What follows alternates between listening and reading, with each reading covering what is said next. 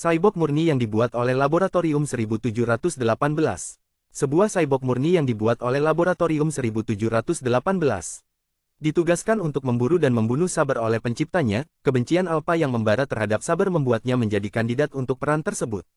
Kelahiran kehidupan manusia biasanya merupakan hal yang menandai harapan. Namun bagi kehidupan artifisial yang diciptakan oleh Laboratorium 1718, apa yang ada di balik permulaan mereka hanyalah konspirasi jahat dan pembunuhan, tanpa berkah atau kegembiraan.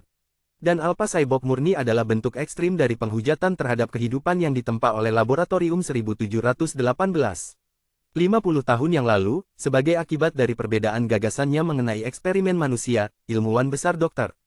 Becker memisahkan diri dari eruditio. Dipicu oleh mimpi augmentasi manusia sebagai sarana untuk memajukan umat manusia, dia mendirikan Laboratorium 1718 di sebuah pulau. Sejauh yang dia ketahui, meskipun dia dan laboratoriumnya mungkin telah berpisah dari eruditio, tujuan akhir mereka sama, mewujudkan masa depan yang sejahtera bagi umat manusia.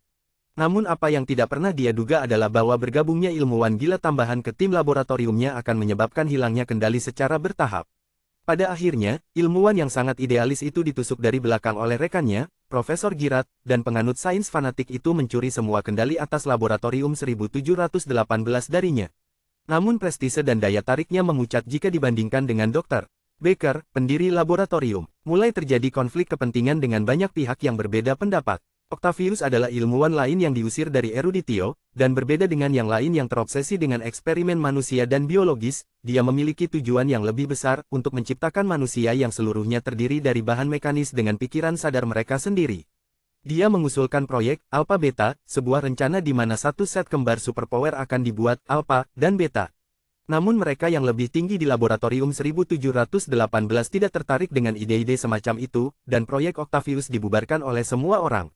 Namun, dia terus menunggu dengan sabar, sampai kesempatannya muncul dengan sendirinya. Sampai hari itu akhirnya tiba, Octavius hampir hancur total. Pada malam yang dalam itu, Sabre manusia yang diperbesar tidak tahan lagi siksaan sistem yang dimanipulasi dalam sistem sarafnya. Dia menghancurkan sebagian besar Laboratorium 1718 dan melarikan diri. Laboratorium Octavius sendiri tidak terhindar dari kekacauan. Sejumlah besar peralatan ilmiah yang mahal rusak, dan Beta yang masih dalam pengembangan hancur total. Hanya Alpha, yang belum dipasang di tubuhnya sendiri, tidak terpengaruh. Hampir seluruh tahun keringat dan kerja keras Octavius yang tak terhitung jumlahnya telah habis terbakar. Bergegas ke tempat kejadian, Octavius tertawa terbahak-bahak, semua orang mengira dia akhirnya menyerah pada kegilaan. Namun hanya dia yang tahu bahwa fajar yang lebih cerah belum datang. Pelarian Saber yang kacau telah menyebabkan bencana bagi rencana senjata manusia. Ini adalah percobaan yang dipimpin oleh Profesor Girat, yang paling penting dari proyek Laboratorium 1718. Para ilmuwan itu, yang sangat marah terhadap eruditio, telah merencanakan untuk memanfaatkan Sabre untuk membuang sampah ke kota yang telah mempermalukan mereka.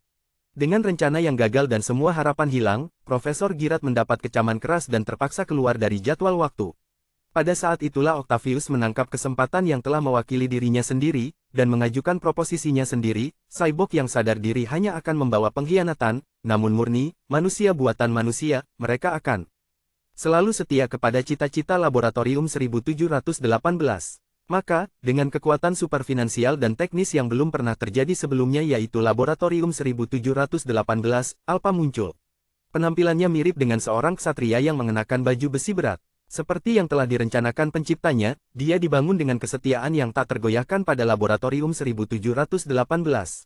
Selain itu, dia juga memiliki teknologi terbaru dalam hal kekuatan dan sistem persenjataannya, jauh melampaui makhluk robot lain yang diciptakan oleh para ilmuwan, sebuah Alpha sejati baik dalam nama maupun sifatnya, petarung mekanik yang unggul. Alpha memiliki tubuh berdaging dan korteks yang sama dengan laki-laki dewasa muda, namun pada saat yang sama, dia sebenarnya masih bayi yang baru lahir. Seperti boneka, dia mengandalkan Octavius dan siap membantu. Misi pertama Alpha adalah menghancurkan si pengkhianat, Saber. Alpha membawa pendamping khusus, mesin tempur yang diubah, Beta. Jadi mereka berangkat untuk mencari Sabre. Namun, apa yang bahkan tidak diprediksi oleh pencipta mereka, Octavius, adalah bahwa benih-benih pemikiran yang hidup mulai bertunas di relung pikiran Alpha. Alpha ingat dengan jelas seperti siang hari saat Saber mengkhianati mereka, dia dan Beta telah mencapai kesadaran pada saat yang sama, dan mereka bahkan terhubung bersama pada tingkat yang lebih dalam. Ketika Saber telah menerobos masuk ke laboratorium, dan menebas Beta, Alpha merasakan setiap ons teror Beta yang menghancurkan seolah-olah itu miliknya, dan perasaan baru yang menyakitkan juga, meskipun dia bahkan tidak tahu apa itu pada saat itu, waktu. Dari sudut pandang kemanusiaan, perasaan ini bisa digambarkan sebagai kebencian. Koneksi kesadaran Beta dan Alpha begitu kuat, seolah-olah mereka adalah satu kesatuan. Ini adalah ikatan yang jauh lebih jauh dari sekadar hubungan darah seperti yang dialami umat manusia. Lebih dari sekedar mesin dari batch yang sama, mereka adalah saudara sejati yang muncul bersama. Namun, Saber telah mengambil saudara laki-laki Alpha darinya. Pada malam yang gelap dan penuh badai, seperti saat Saber melarikan diri, Alpha menemukan pengkhianat itu. Pertama kali mereka menyilangkan pedang, Alpha rusak parah dan Saber menyiapkan serangan maut. Namun saat itu Beta dibebankan di antara mereka untuk memblokirnya. Yang paling tidak terduga, Saber menyarungkan pedangnya. Dia menatap Alpha dan Beta, keduanya dalam keadaan menyesal. Dia pernah menganggap mereka tidak lain hanyalah boneka, yang dikendalikan oleh para ilmuwan dari Laboratorium 1718. Namun, sekarang, dia melihat bahwa di balik daging dan kerangka mekanis mereka terdapat kemungkinan yang lebih besar. Dia tersenyum, seolah-olah memprovokasi Alpha, dan berkata dengan mengejek, "Kalian sampah tak berjiwa tidak akan pernah bisa berharap untuk mengalahkanku dalam pertempuran." Menghilang di tengah malam hujan, sebuah pertanyaan menggelitik otak Alpha, apa sebenarnya jiwa itu? Alpha tidak menyerah pada balas dendamnya. Namun dia percaya bahwa rahasia, jiwa, yang disebutkan Saber ini pasti terletak pada tindakan membuat dirinya lebih kuat. Ketika badai yang mengamuk akhirnya hilang, Alpha terhuyung-huyung dengan Beta di pelukannya, hasil perhitungan berkedip liar di seluruh intinya, jiwa, adalah kekuatan. Aku harus menemukan jiwaku.